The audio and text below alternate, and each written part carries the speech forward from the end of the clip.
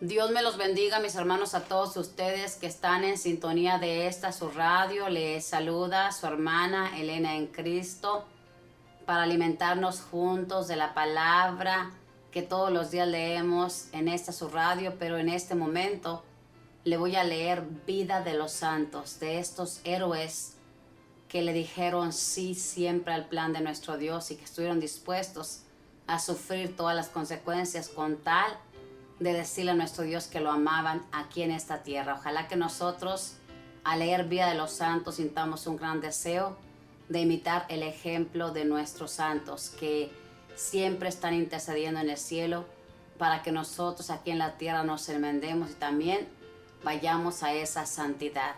Nuestros santos son nuestros amigos, nuestros abogados ante Dios. Recuerde que ellos, cuando piden algo a Papá Dios se los concede, porque aquí en la tierra ellos le causaron puras alegrías a nuestro Dios, como lo hizo nuestra Madre Santísima.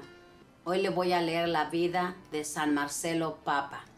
Vamos a pedirle a San Marcelo Papa que interceda por nosotros, por el Papa y por todos los que ejercen en la iglesia un poder, para que siempre se dejen guiar como Él lo hizo, y nosotros los laicos también imitemos el ejemplo de santidad como es el deseo de nuestro Dios. Vamos a leer esta historia en nombre del Padre, del Hijo y del Espíritu Santo. Amén. En la serie de los pontífices, que hasta el 1994 ya eran 264, el Papa Marcelo ocupó el número 30. Fue pontífice por un año, desde el año 308 al año 309. El nombre de Marcelo significa guerrero. Era uno de los más valientes sacerdotes de Roma en la terrible persecución de Diocleciano en los años 303 al año 305. Animaba a todos a pertenecer fieles al cristianismo, aunque los martirizaran. Elegido sumo pontífice, se dedicó a reorganizar la iglesia, que estaba muy desorganizada, porque ya hacían 4 años que había muerto el último pontífice. San Marcelo era un hombre de carácter enérgico, aunque moderado, y se dedicó a volver a edificar los templos destruidos en la anterior persecución. Dividió a Roma en 25 sectores y al frente de cada uno nombró un presbítero o párroco. Construyó un nuevo cementerio que llegó a ser muy famoso y se llamó Cementerio del Papa Marcelo. Muchos cristianos habían renegado de la fe por miedo a la última persecución, pero deseaban volver otra vez a pertenecer a la iglesia.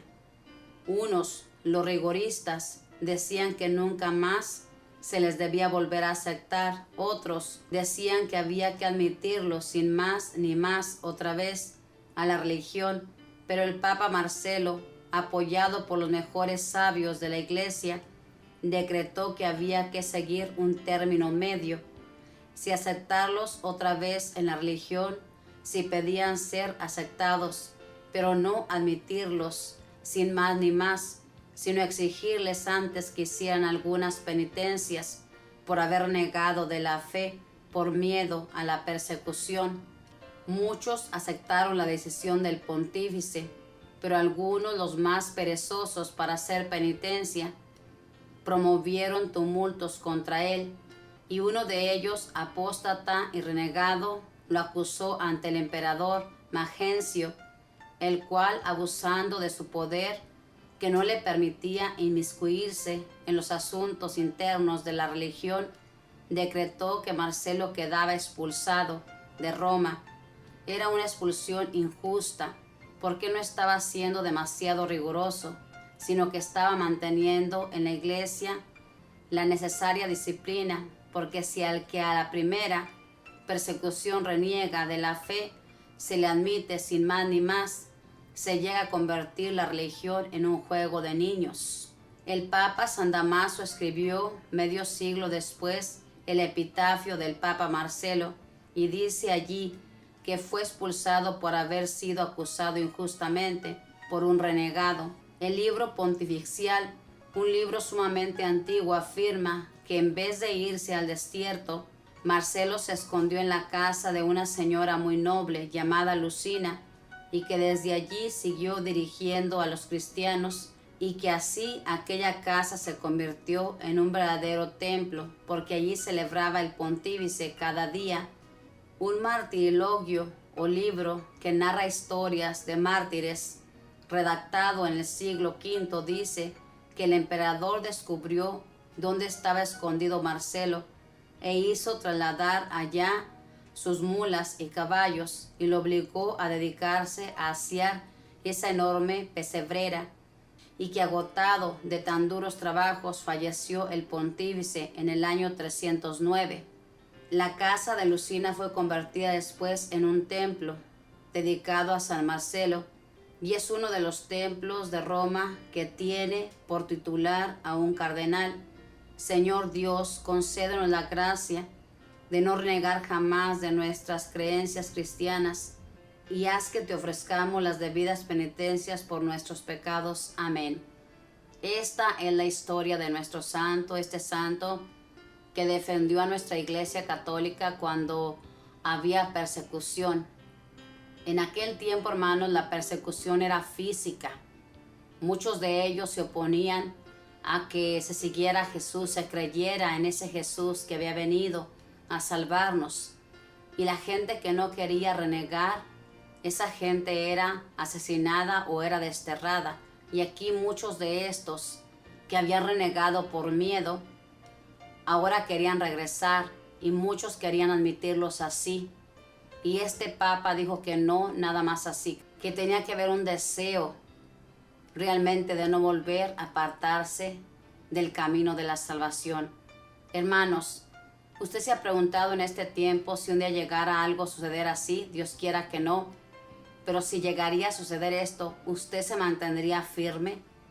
¿O negaría que es creyente y que sigue a Jesús? ¿Qué haría usted? Pregúnteselo. Yo me hago esa pregunta también cuando leo Vida de los Santos.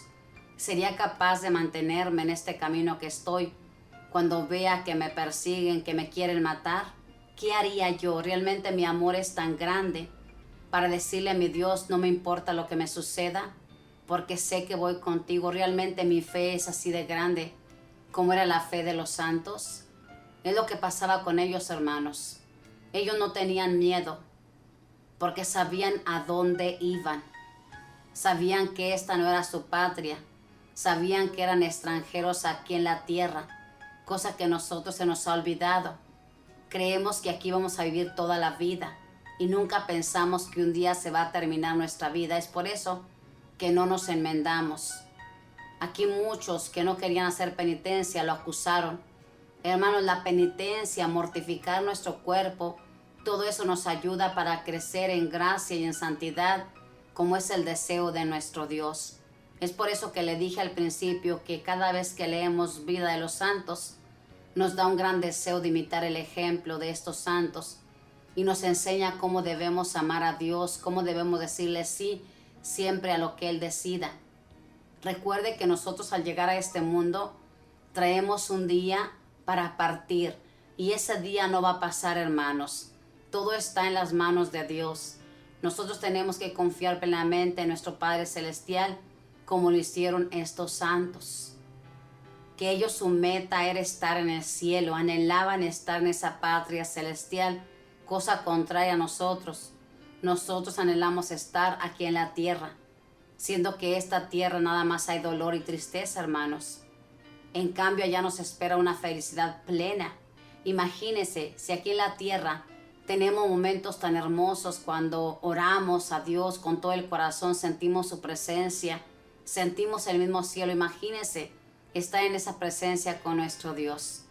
Le invito a que siga leyendo Vida de los Santos, que se haga amigo, amiga de los santos, para que tenga millones y millones de intercedores en el cielo.